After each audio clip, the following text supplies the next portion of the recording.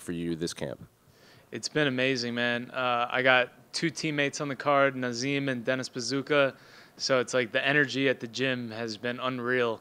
We all feed off each other, and the slogan all camp has been "Not in our house." Madison Square Garden is our house. We're all New Yorkers, and we're ready to protect our homeland. You're fighting Benoit Saint-Denis, who, after his last performance in Paris, a lot of fans online, they're describing him as one of the most violent fighters just in the division. So I'm curious, when that name came across, a name that probably not a lot of people close to the top 15 or in the top 15 are taking, when his name came across, what went through your mind? It excited me. I was ready to fight anybody at MSG, but when they came with me with Benoit, that I got excited. That's what I want. I want to fight the boogeyman. I want to fight the guys that people don't want to fight. And, his nickname's the God of War, but I'm going to show the world that he's just a man. Were there any other names that came across you? Because obviously we just assumed you would be fighting Patty either on this card or December. And then I think fans are excited for this fight, but it just kind of came as a surprise. No names, but I was ready for anybody at Madison Square Garden, and I was hoping for an exciting fight. And even rankings aside, I don't care about these rankings. I want the fights that excite me, and this fight does that. I'm curious, you're obviously riding this knockout streak, but before this streak, you weren't scoring a ton of knockouts outside, like early in your career you did. So I'm curious, what change in camp, if anything, has led to this string of knockouts that we hadn't really seen from you in the UFC? It has to be the godfather of MMA, Ray Longo himself, the legend. He wanted me to really dial in on my boxing, and we did that. I always joke around with Coach. I'm like, come on, I got too many weapons just for hands. But he really wanted me to focus on the sweet science, and I put all my trust in him. I told him, make me the next Long Island champion.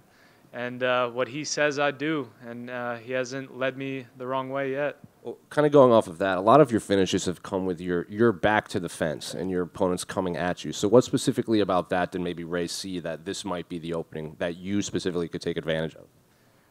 He always wants me to work on my awareness and being able to strike moving forward, backwards, and having good movement. And, we do movement every day. And just keep drilling in and training hard, and it's been paying off. Steamer, we're back here. Hey, what's going on, brother? How you doing? How you doing? So different story, same story, different day. Just like the Drew Dober fight, you are a heavy underdog going into this fight. Is this added incentive just to kind of prove people wrong and make casinos lose their money and people betting against you lose their money? I've been an underdog my entire life. I thrive as the underdog. And I love it. I've been overachieving my entire life too. Nothing but hard work and grit. I was never the fastest. I was never the strongest. But I always worked my ass off and wanted it more. And that's what I am. That's who I am. And that's what I'm going to do Saturday night. I saw you brought the boat with you, the best brother of all time, Cheese Roller. What advice did he give you, especially with such a layoff from May to now and fighting another monster, another tough opponent? What advice did he give to you and support? Oh, the Cheese Roller always makes me like videos and stuff and like breaks down my opponents, and then I always show Ray and just Ray like laughs it off.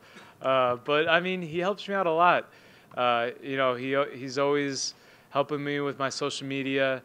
And, talking with me, and, I wouldn't be where I'm at without him, without my dad, without my team, without my family.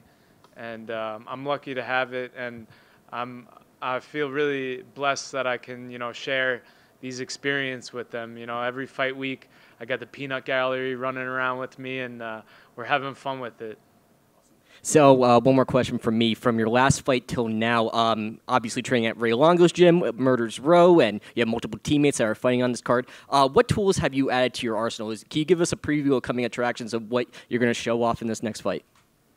Yeah, I've got a lot of weapons in the arsenal that I haven't been able to show, in the octagon. And I think that Benoit is a perfect opponent. He's so well-rounded. You know, he's on a 4-fight finishing streak with submissions and TKOs, and he's the perfect opponent that I could show all of my martial arts. You know, I'm a mixed martial artist, not just a heavy-handed brawler, and I'm ready to show that I have jiu-jitsu, I have wrestling, I have Muay Thai, and I have boxing, and the way that I put it all together in the octagon is what I do best and what comes most natural.